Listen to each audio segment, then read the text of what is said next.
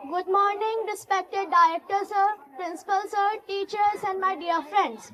I am Aradhya of Class 6 and today I am going to represent the iconic speech of Martin Luther King Jr.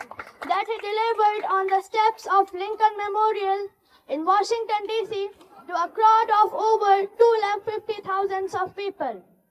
He was the most prominent leader of American civil rights who fought for the rights of the Negroes in America.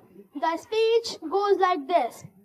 I am happy to join with you today in what will go down in history as the greatest demonstration in history for freedom in the history of our nation. 5 scores years later, a great American in whose symbolic shadow we stand today signed the Emancipation Proclamation. This momentous decree is a great beacon light of hope to millions of Negro slaves who had been scared in the flames of withering injustice. It came as a joyous daybreak to end the long night of their captivity. But 100 years later, the Negro still is not free. 100 years later, the Negro is still crippled by the manacles of segregation and the chains of discrimination. The Negroes still live on a lonely island of poverty in the midst of a vast ocean of material prosperity.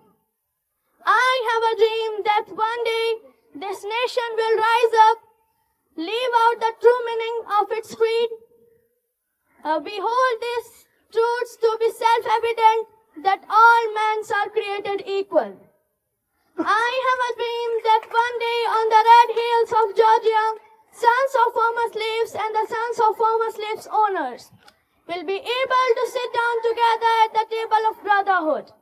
I have a dream that one day, even in the state of Mississippi, a state sweltering with the heat of injustice, a state settling with the heat of oppression, will be transformed into an oasis of freedom and justice.